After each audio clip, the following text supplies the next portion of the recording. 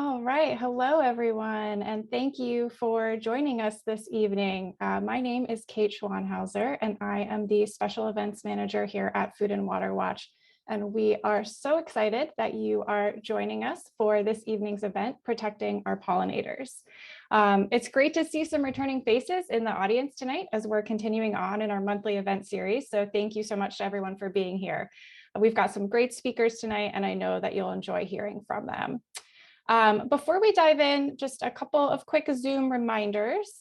We will be turning off the chat in just a moment here, but we do have time for audience Q&A at the end. So please use that Q&A button that you see at the bottom of your screen to type in any questions that you have for our panelists throughout the evening. Just click on that button. It'll open up a box for you to type your questions in.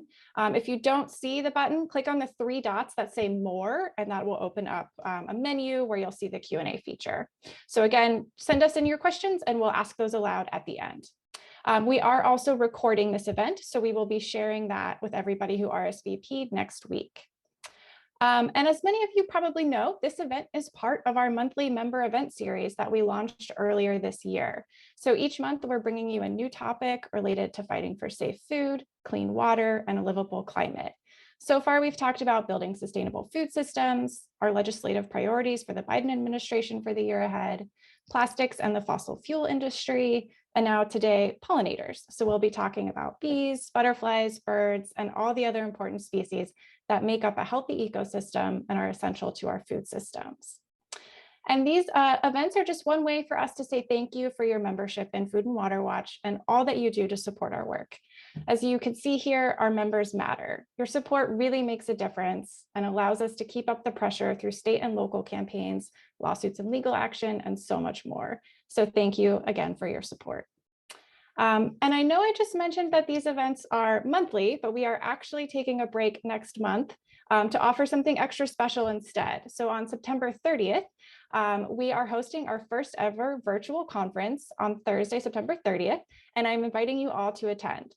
If you've been enjoying these monthly events or you want to learn more about pressing climate issues or just find more ways to get involved, I hope you'll join us at the conference. We'll have two tracks of sessions. One is focused on current events and new research, and the other is focused on workshops and skill building trainings. So how to advocate to an elected official, how to craft your personal story to inspire someone to take action, or strategies for using social media.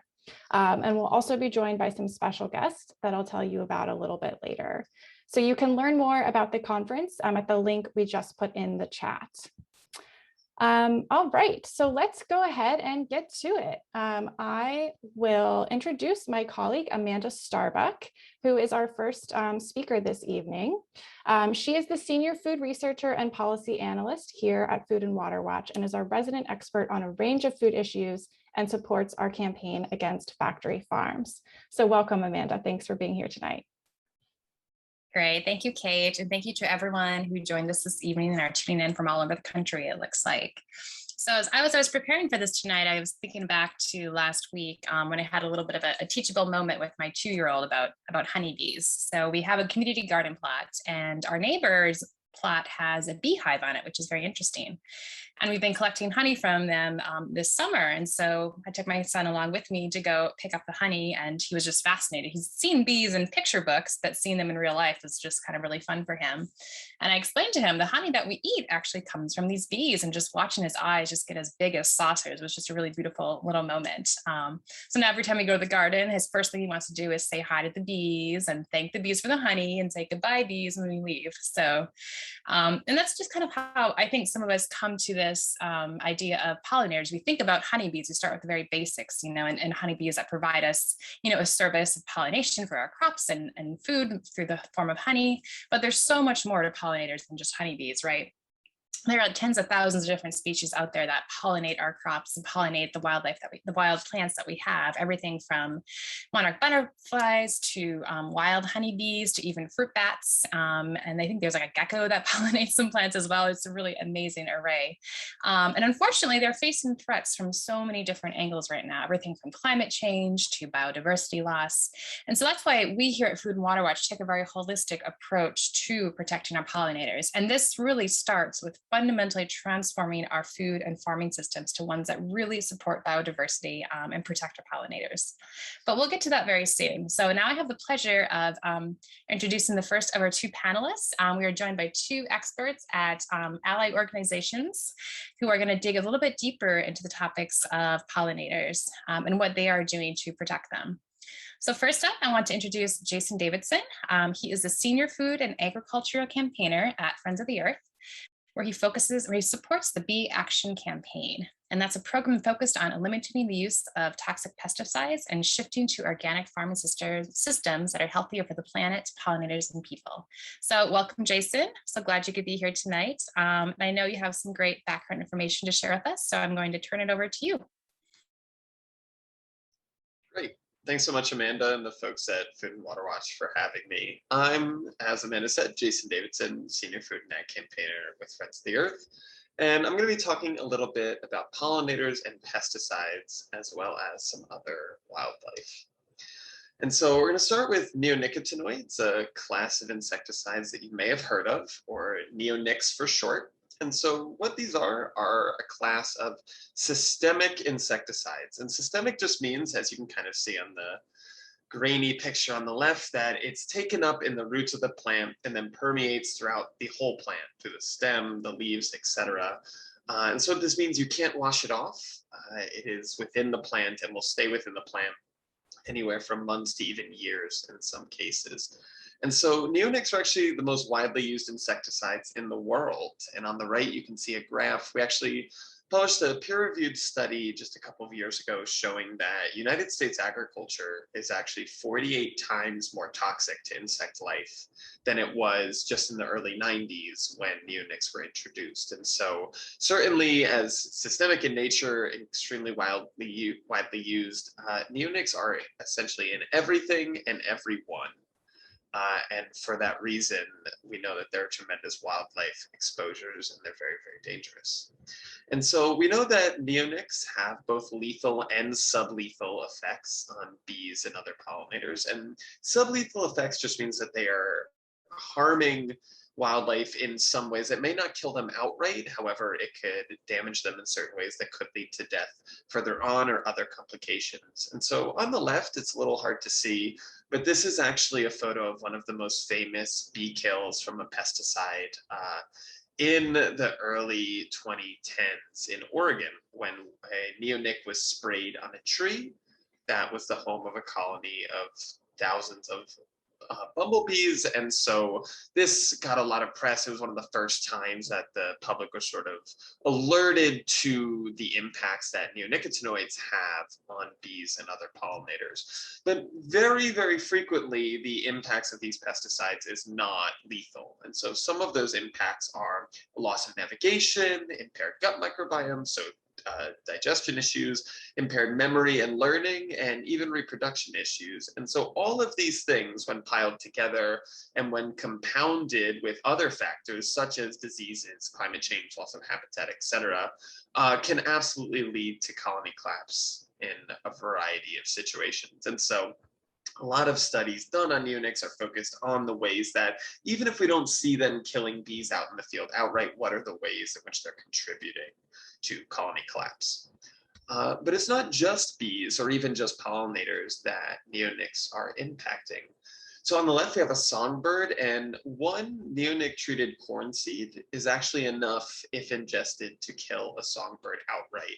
And so that's extremely concerning on its own. But beyond that, because of the ways that neonics act on insects, neonics out in the wild are essentially killing a lot of the insects and invertebrates that these birds feed on. And so it's taking out sort of the base of that food chain. You may have heard of the insect apocalypse that's happening. Roughly 75% of insect species are currently on decline or heading towards extinction. And so when we start taking away the base of that food chain, that has serious ripple effects throughout ecosystems. And it was the same story in this Lake Shinju in Japan, in which in 1993, rice farmers began using imidacloprid, the most popular and the original neonicotinoid. And just 2 years ago in 2019, eventually over time, as those neonics accumulated in the water, it actually killed all of the invertebrates in the water that the fish relied on for food. And the entire fishery collapsed again in 2019 because of that long-term neonic use. And so again, the neonics weren't necessarily harming the fish themselves directly, but by wiping out all of the small insects and invertebrates in the water, it had a severe effect on the broader ecosystem. And then on the right, we have a white-tailed deer. And again, just 2 years ago, the first studies were published showing that neonic exposure was causing certain birth defects in white-tailed deer. And it was some of the first documented impacts on mammals, which is particularly concerning, of course, for us as humans. And so the scientific literature is certainly still burgeoning. There's a lot more research to be done, but early signs do show certain impaired neonics impairing certain brain functions in humans, particularly children who are much more susceptible to exposure to pesticides of all kinds. And so there's little conclusive as of now, but certainly concerning the potential impacts we may start finding related to neonics and human health. So primarily what I do is working on policy, and I'm going to give sort of a brief overview of existing neonic policy and sort of what's in the works. And so in the middle, we have our basic pyramid of federal policy, state policy, and local policy, everything from towns, cities, to college campuses. And then on the left and right, we have markets, so really just meaning retailers, private industry taking action, and of course, EPA and state regulators, who sort of have their own role to play in regulating pesticides. And so federal policy, the screen is blank because the federal government has essentially done nothing to curb the use of neonicotinoids and protect pollinators. That being said, it's not all bad news. The representatives Blumenauer and McGovern from Oregon and Massachusetts, respectively, have reintroduced the Saving America's Pollinators Act. This is a bill that's actually been around since 2013, so shows sort of how long it's been in Congress and not had any action taken. But what this bill would do is ban neonicotinoids and create a new pollinator health board within EPA to review existing and new pesticides for their harm caused to pollinators and to help with pesticide registration decisions. And so certainly we have not seen any meaningful congressional action taken against pesticides like neonics to protect pollinators, but there are efforts underway that have been going on for a long time to hopefully slowly move the needle in that direction.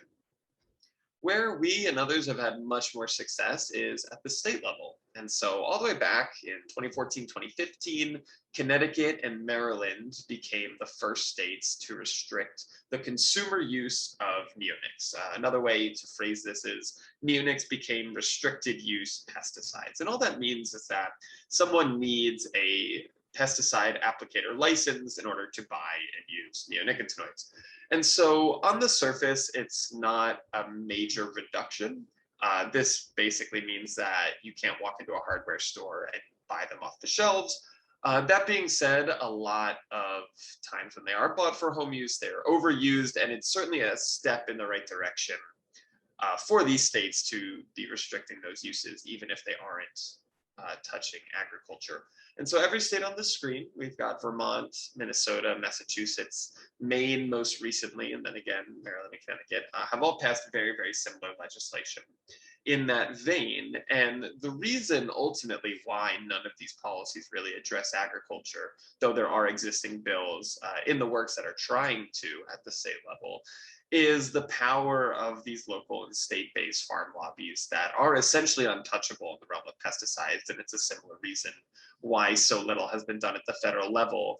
So consumer restrictions are a way not just to take some of the worst uses off the market, but also to start educating legislators in a way that won't make them recoil from having to go up against the agricultural industries in their states. So it is a small but important step that many states have been taking against neonics. And then also there are local policies and municipalities. On the left is a group of activists in New York City where a campaign to ban glyphosate in the city, the main ingredient in Roundup, was actually started by a kindergarten class who presented in front of the city council. And many, many years later, the city just passed in the past couple of months an ordinance that was banning all synthetic pesticide use on city parks, which is really great news. And then on the right, there's a list of Bee City USAs and Bee Campus USAs, which is a certification program that helps cities and college campuses implement pollinator habitat and reduce pesticide use. And ultimately, over 100 cities and municipalities and a number of college campuses have all restricted the use of neonics. And so at the local level, the way that this takes form is that the majority of states, about 37 states in the United States, have something called pesticide preemption. And so what this means is that a local law or ordinance cannot be stricter than the state government on pesticides. And so essentially what that means for most of you is that your town cannot tell you what you can or can't spray as far as pesticides go. And so a lot of what these local ordinances do is simply commit that the city will not use these pesticides on public lands. And so again, it's oftentimes a fairly minor reduction of use of neonics, but it's an important sort of messaging point, and certainly important, any institutional purchasers to stop buying them helps to sort of reduce the market share where we can. And so then we have markets and retailers, and this is actually where a lot of this started. And so Home Depot and Lowe's were the first companies to make a commitment that they would neither sell neonics, such as on-the-shelf products, but also they wouldn't sell plants that had been pre-treated with neonics, which is the vast majority of plants sort of up until that point. And that was in the early 2010s, also around 2013, 2014. And since then, every major garden retailer has made similar or identical commitments in that regard. And so there's been pretty significant action to remove these from the plants that you would sort of buy, or the products that you would buy at any of these big box retailers. And then before I talk about EPA in action, which Amy will certainly be expanding on, in the need for litigation to get EPA to take action on neonics and other harmful pesticides, is that all of these levels sort of play into each other, and they're all important, which is why even federal inaction, from Congress, is important to keep working on, because by passing policies at the local level, it's also a way to educate state legislators. And when states take action or pass policies, say, to restrict the consumer use of something like neonics, that also now allows people at the federal level to approach the Congress folks from that state and say, hey, your state went and restricted this. Your state thinks this is important, and you should be co-sponsoring a bill like the Saving America's Pollinators Act. And so even though Congress has taken little action, and even though EPA has taken very, very little action, as Amy will expand on, it's certainly important to sort of be covering all of these bases. And with that, just thanks again for coming. Great. Thank you, Jason. That was a really, really good deep dive. I know we've heard a lot about neonics lately, so I know our members really appreciate that great background. And I think it really tees up very well for Amy's presentation. But I'll just say, if you have any questions for Jason, I've seen a few come into the chat already, which is wonderful, into the question box. Keep them coming. We'll have question and answer portion in a little bit here. But before then, I would like to introduce Amy Van Saun, who is the Senior Attorney at the Center for Food Safety. So in addition to the policy aspects that Jason just discussed, there are some really important legal strategies that we can use as well. And there's no one better to tell us about this than Amy. So she practices environmental and administrative law to defend farmers, communities, and the environment from factory farms, aquaculture, genetically engineered crops and animals, and the overuse of toxic pesticides. So Amy, welcome, and thank you so much for joining us. And I will turn it over to you now. Thank you. I'm just going to share my PowerPoint. And hopefully that is working. Yeah. Okay. Hi, everyone. I'm Amy. I'm a senior attorney, as already introduced, and I work in our Portland, Oregon office for Center for Food Safety. And Center for Food Safety represents over 1 million people nationwide. And we work to empower people, support farmers, and protect the environment from harmful industrial agriculture, and to promote an actually sustainable and just food system. And I do work in a lot of the different areas, as was mentioned, and specifically today I'm going to talk about pollinators and pesticides. So I have four. And Amy, sorry, this is Kate, just to jump in really Yeah. quickly. If you want to try resharing your slides, it's showing your presenter view right now. Oh, we don't want that. Let me try to fix that. Let's see. Maybe it needs to be on the same screen. It did work last time. No worries. I usually am the one that knows how to use the technology. So how's that? Perfect. Thanks so much. Hooray. No, thank you for letting me know. So let's see. We talked about that. Okay, so my overview. I know I don't have a ton of time.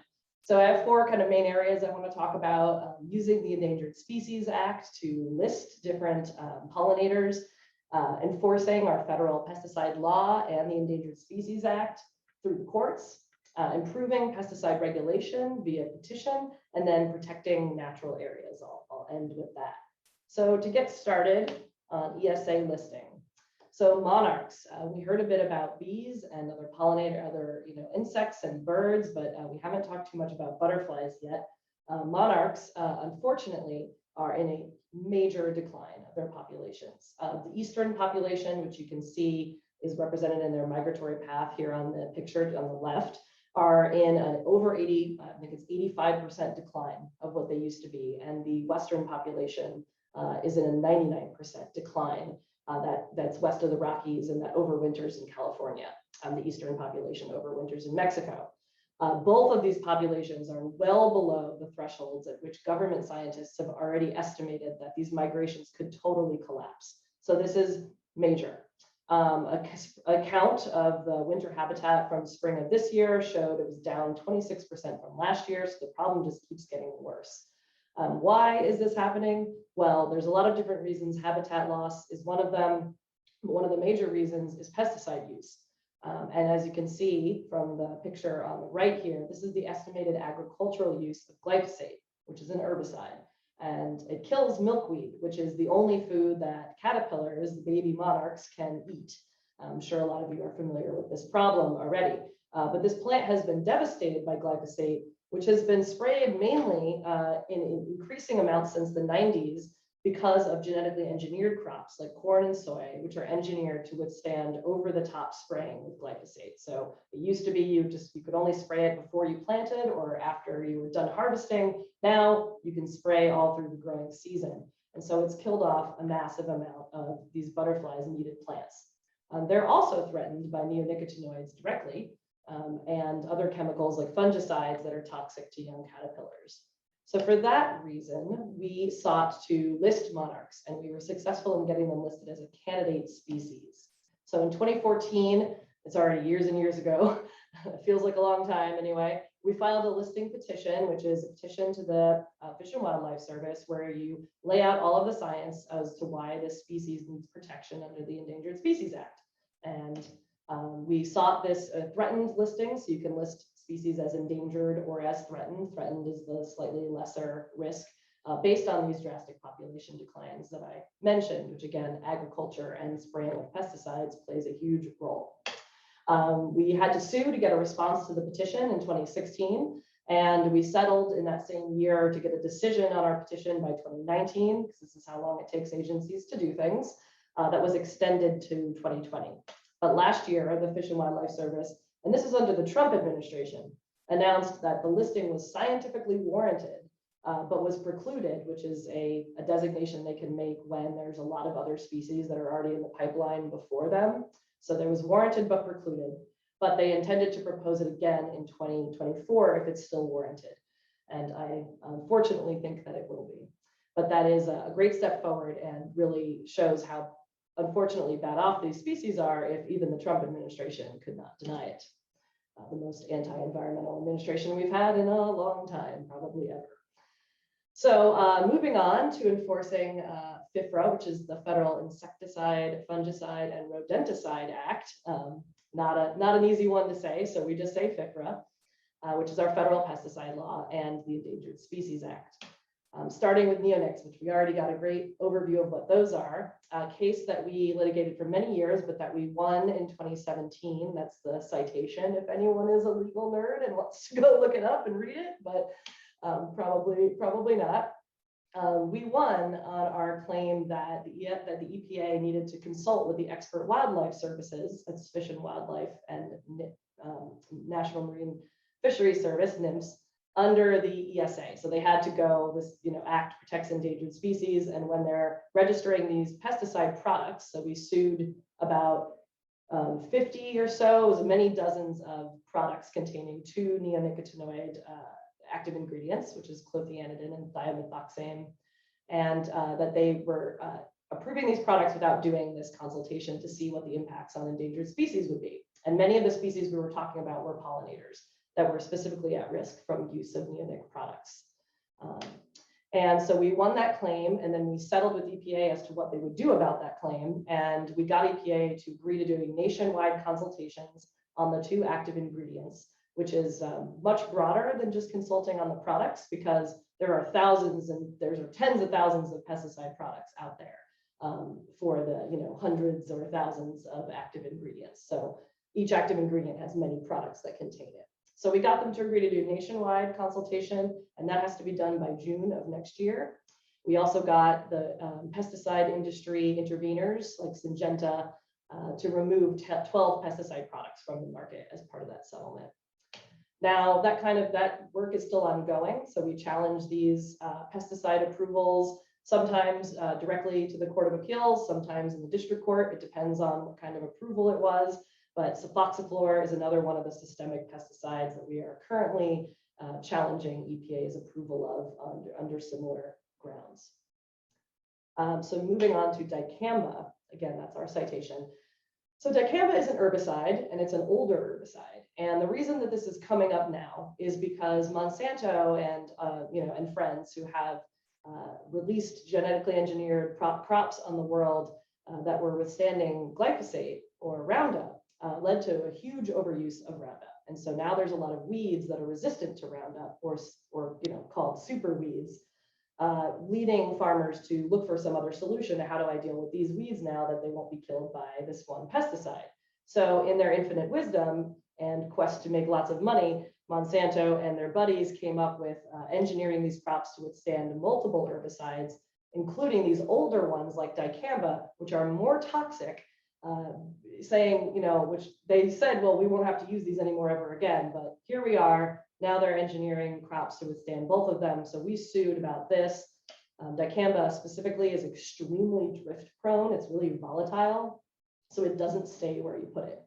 And so we won actually under the federal pesticide law in our claim that the EPA did not assess the damage this drift was doing, both to other commercial crops and then to non-target plants that are used by pollinators.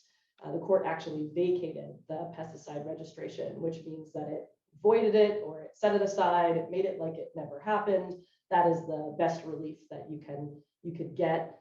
So this was a really important case trying to move forward the federal pesticide law, because, and I don't have time to do this, this is a whole other presentation, but FIFRA has a lot of problems. I think we'll probably get to talk about that a little bit later. It is not as good as it could be, but cases like this help advance it. So then finally, glyphosate, which we've already mentioned.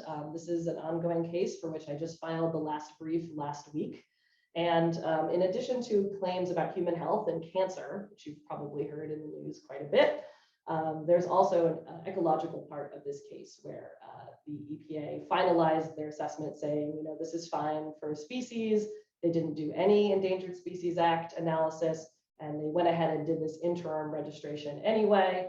Then the Biden administration came in and admitted, well, we weren't quite right on the ecological part, especially given this case, like the dicamba case. We're going to take it back and ask for a redo or a mulligan. And they also issued their draft biological assessment, which is an Endangered Species Act determination. This, was months after this this approval happened, but it found that there would be likely adverse effects, which is sort of 2 levels up in this ESA determination, to nearly 1,800 species. So this is from glyphosate nationwide. It's really not a surprise because it's the most widely used pesticide in the country, but unfortunately has a ton of negative impacts, and EPA likes to just approve these pesticides before it actually does that assessment. And so we keep having to haul them into court. And so hopefully we will win on that one. And I know my time is probably getting short, but improving pesticide regulation. So there are lots of efforts, and I think we'll get to those later, to try to, or some efforts to try to improve FIFRA, the pesticide law in Congress to improve it. But you can also improve it through the regulations that EPA writes pursuant to that law. And so one of the ways we've tried to do that is we filed a petition in 2017 that asks EPA to actually require testing with the real world products that people actually use.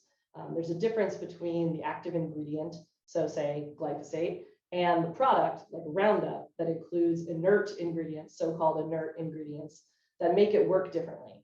Some of those ingredients can be surfactants, which help break up the plant's surface so that the pesticide can penetrate more easily. So they actually make the pesticide work better. So these are the products that are used in the real world. I know someone had a question in the chat that I actually answered about what are the products here. Again, there are thousands of products. They all have different inert ingredients. We can't know what they are. They are proprietary information. That's another whole issue. But we want EPA to require testing with those pesticide products because that will actually tell us what the impacts are and not on the sort of technical, just active ingredient on its own. So that petition is unanswered as of now. And our other petition has to do with Neonics, coated seeds. So there's this loophole that EPA has for seeds that are treated with Neonics. And that is one of the biggest, it's the biggest way that Neonics are used. And as you saw, those are some of the biggest pesticides out there that are used. So they're used by coating crop seeds with the liquid neonicotinoid product. And EPA registers the liquid product, but it does not look at the impacts of the seeds when they're planted. And this is a problem because those seeds get eaten by wildlife. As was mentioned, they could kill a songbird. They also dust off, the coatings come off when they're planted, or they come off in the soil. I think there might have been a question about that. Then they can migrate to water. And that's how we're getting tons of residual neonics in our lakes and our streams and rivers and everything across the country. USGS has done some surveys of this that are really disturbing. So that's impacting all of these pollinators and aquatic invertebrates as well, nationwide. So we're trying to get EPA to close that loophole. That petition is also unanswered, and we will be getting an answer on those soon. And we have to, as anyone familiar with this knows, you often have to sue to get an answer. So that will be forthcoming. And then quickly here, I just want to talk about our work on national wildlife refuges.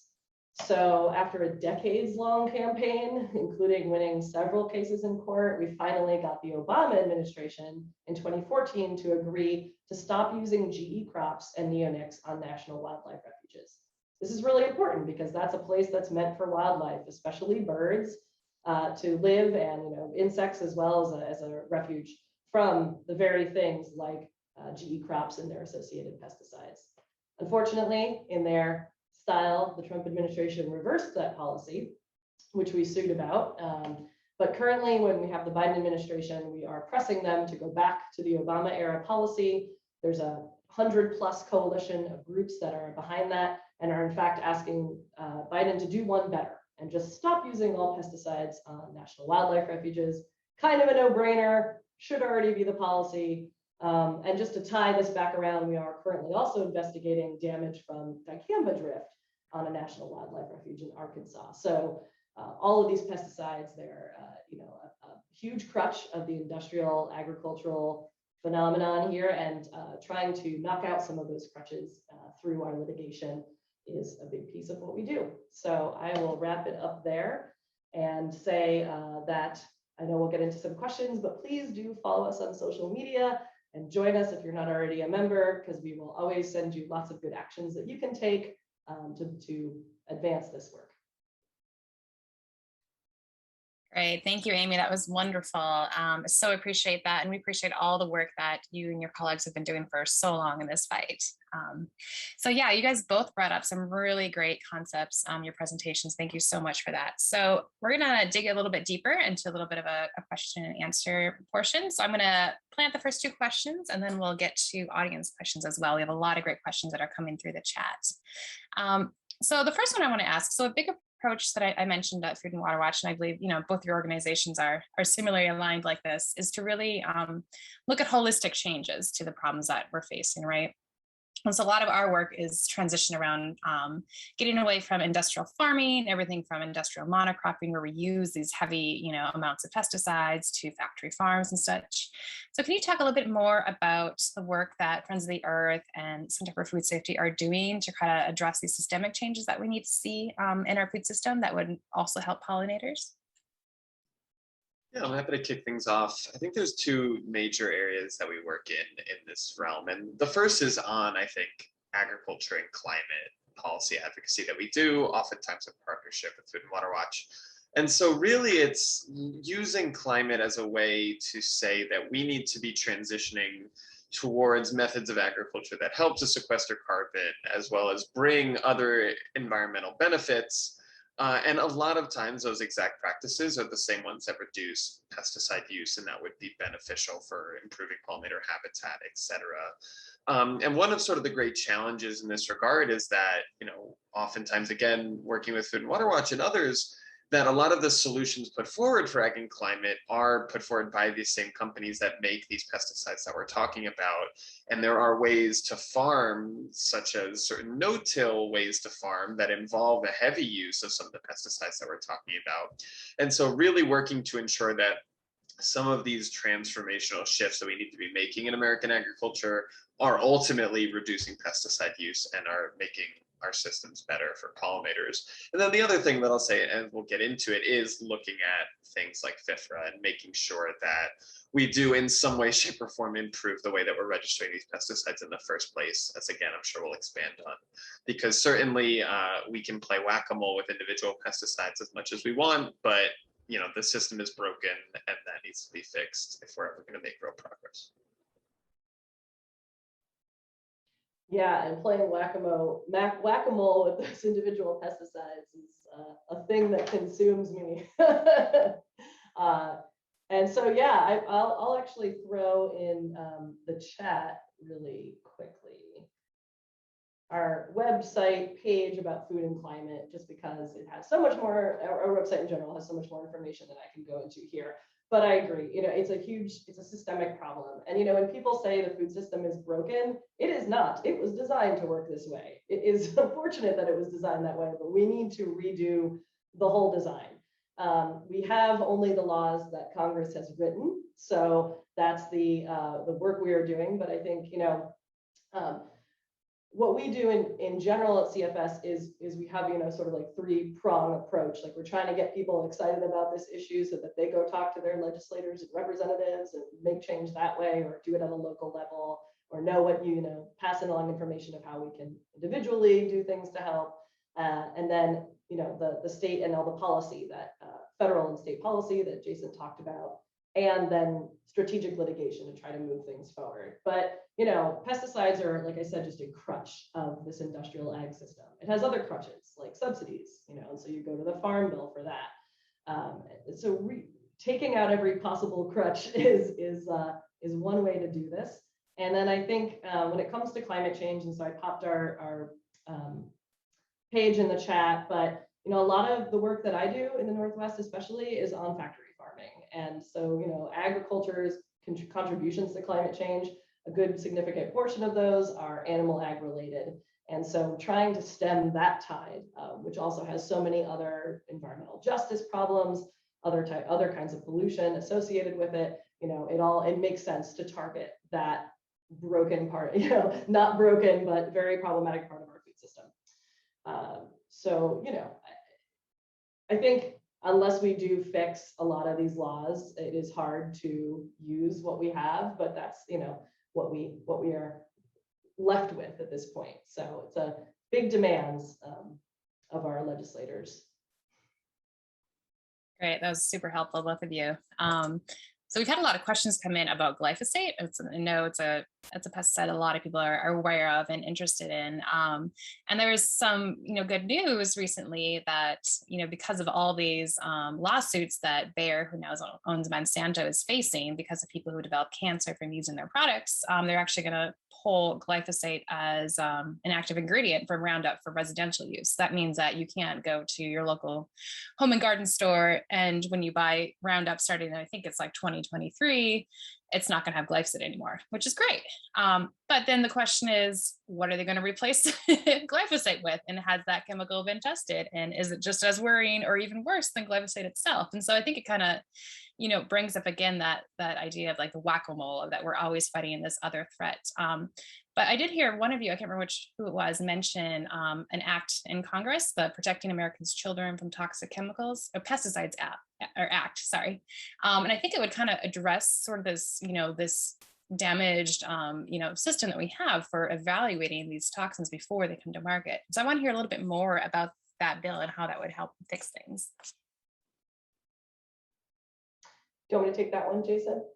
I'm happy to Sure. do that. Or yeah, so PACTPA, because we love acronyms in the legal world, and it's easier to say than the whole name. But it would do a lot of different things. So one, it would ban some of the most dangerous pesticides, like organophosphates, neonicotinoids, paraquat, which is an old one. Luckily, actually, there was news today that the EPA is finally banning chlorpyrifos, which damages children's brains. Because of great work done by Earth Justice in litigating cases, the court really gave them no choice. So don't thank Biden for that, thank Earth Justice, but that's great. It would also close some of the loopholes that EPA uses to register pesticides when it really doesn't have enough information. So that includes emergency exemptions and conditional registrations. And conditional registration is something that was supposed to be a very limited use, like if you have a product that's already similar to another product and maybe you don't have all the studies, but it's probably not going to be that bad, you can register it pending getting those more studies. But now EPA uses it for like every new pesticide registration, which it is not supposed to do.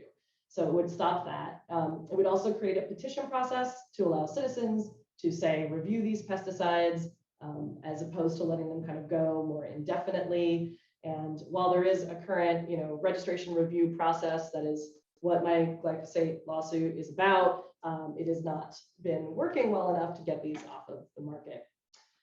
It would help with some of the preemption issues around community protections, protecting farm workers, so having a lot more injury report requirements, improved labels in Spanish, which is really important, and broaden the knowledge base as well as having review from other nations like the EU and Canada. So some of the main points of what it would do, but that's some of the big systemic problems with FIFRA, and so it would get at a lot of those things. Great, that's super helpful. So you mentioned reviews in other countries. We got a question come in asking about, in comparison to what happens in the EU for, pesticide reviews. Is there a huge difference between the way we regulate pesticides over here versus the US? This might be a little bit outside your wheelhouse, and that's okay if it is. From my understanding, it's more of like a preventative, precautionary approach in Europe than it is here, but maybe I'm mistaken at that. I'm curious if either of you know a little bit more about how it's done in other parts of the world.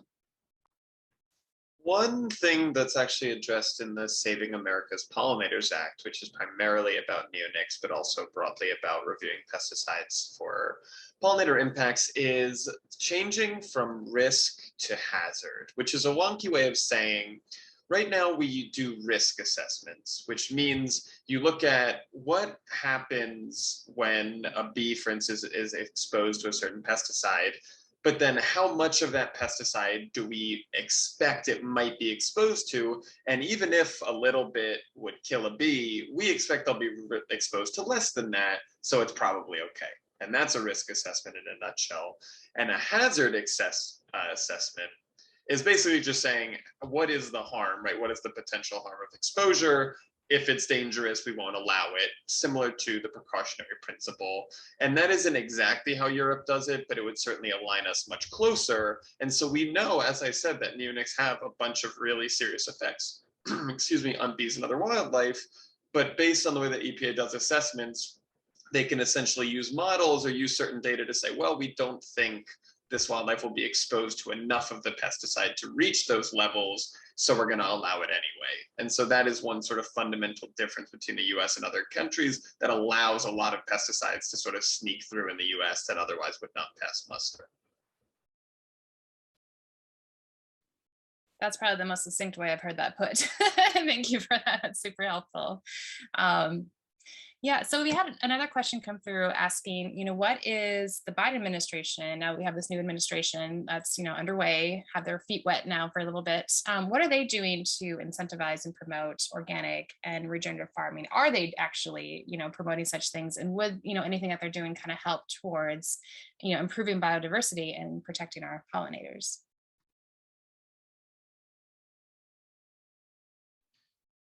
Well, I mean, I'll say that a lot of the litigation we had were against decisions that the Obama administration made.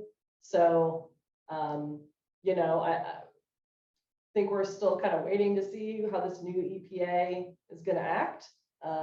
Certainly will be better than the last administration, but I withhold a lot of hope that they're going to be really great about it because, I mean, the agriculture lobby is so strong. It's just really, really strong. And it's the agriculture, it's big ag. So yeah, I'll end there and say they've said a lot of good things. And I will hold my breath. Yeah, I'm certainly not much more optimistic than Amy. I think the big thing to watch out for is with the upcoming budget reconciliation bill, the big climate and infrastructure bill is sort of the biggest opportunity for our federal government to literally put its money where its mouth is. So that'll just be something to watch out for over the next couple of months. Yeah, totally.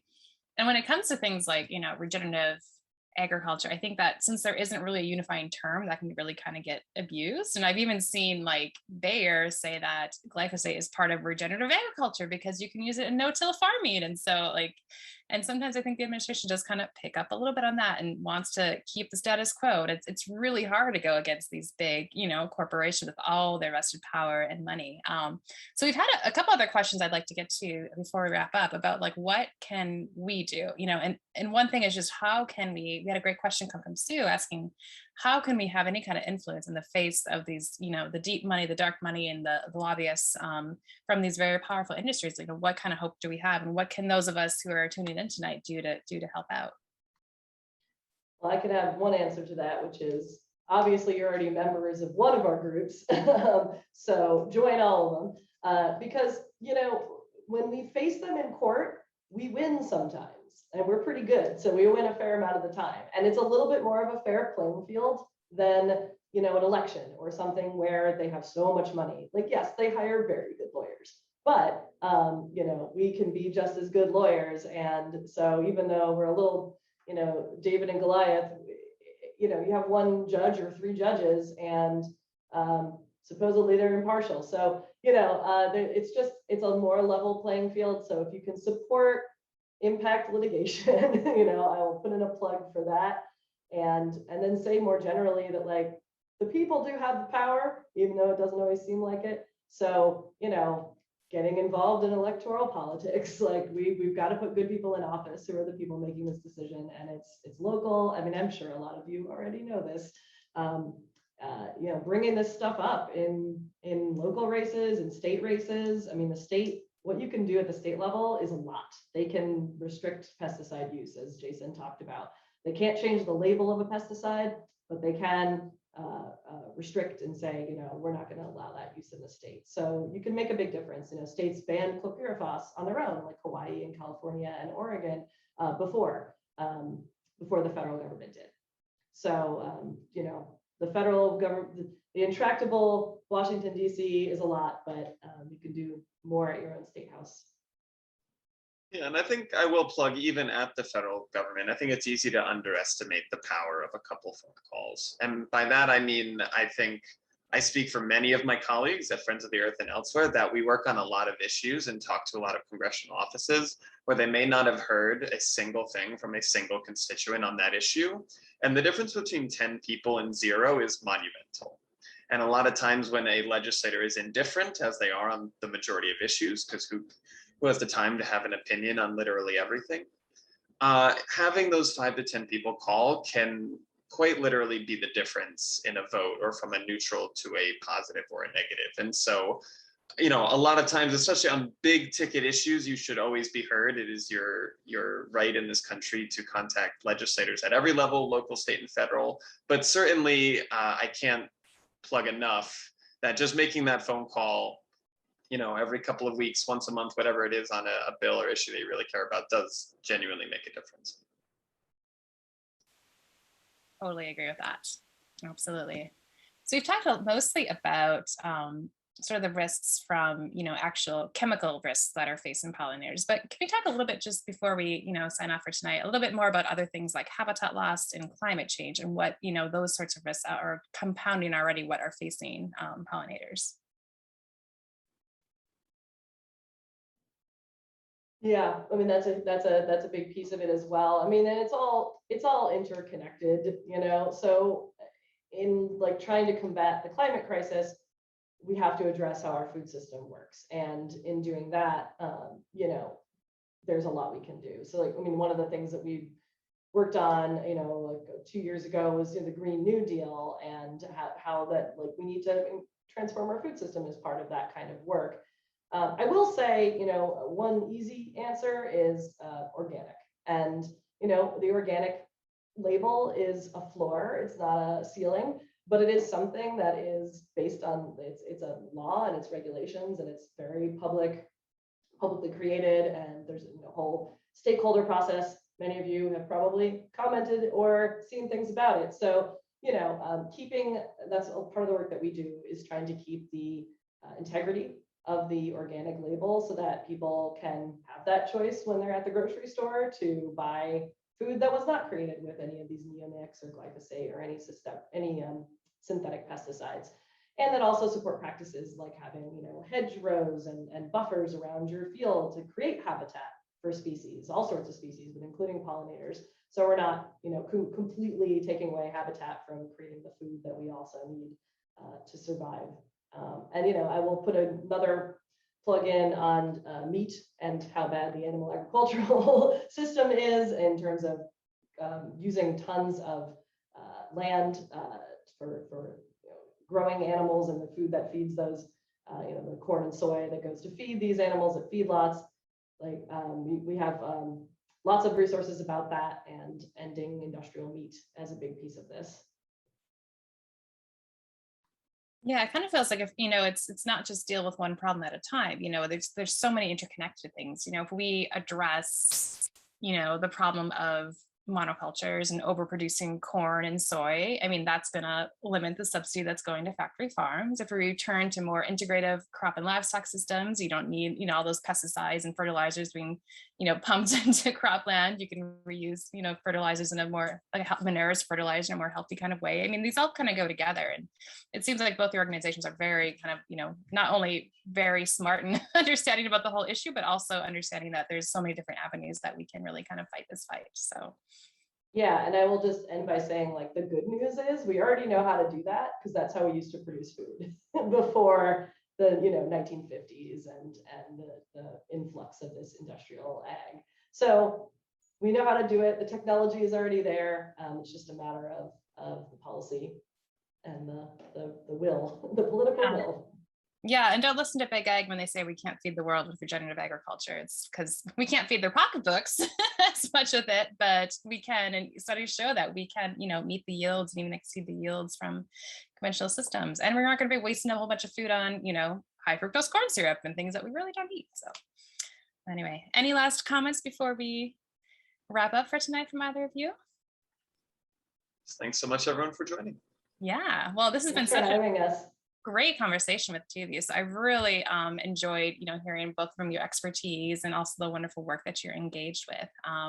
So I'm going to turn things back over to Kate, who's going to wrap us up for tonight. All right. Yeah, thank you. I just really want to echo Amanda's thanks for you, Amy and Jason, for being here with us this evening. I myself personally really enjoyed that, and I learned so much from both of you. So thank you again for your time tonight. And thank you to everybody on the call who joined as well. We hope you enjoyed it. We do have a quick survey you can take to share your thoughts on the event. We'll put the link to the chat in that now, so go ahead and follow that. And we'll also send it out over email tomorrow morning. But everybody who fills out the survey will be entered into a drawing to win a Food and Water Action hat. So please do share your thoughts. And finally, as I mentioned earlier, we are hosting our next event next month is our virtual conference on Thursday, September 30th. So you can learn more about that in the link we'll put in the chat as well. We are releasing our full program next week, so stay tuned for all those sessions and workshops that we'll be offering. And as I mentioned, we have a number of special guests who are joining us that we're super excited about, including Amy Goodman, the host and producer of Democracy Now! She'll be our opening keynote speaker. And we'll also be joined throughout the day by Representative Brenda Lawrence, actor and environmentalist Ed Begley Jr., Representative Nanette Barragan, Senator Jeff Merkley, and Representative Jamie Raskin. So lots of exciting guests and more to come. So again, I invite you to check out the link in the chat, and I hope that I will see some of you there next month. And we will be back again in October with our next monthly member event. So keep an eye out for an email invitation for that as well. And with that, just thank you all again so much for being here this evening and for all of your support for Food and Water Watch. I do hope that if our partner organizations, Center for Food Safety and Friends of the Earth, are new to you, that you check them out as well. We're really appreciative of all the work that they're doing with us in this space to protect our pollinators. So thank you, everybody, and I hope you have a wonderful evening.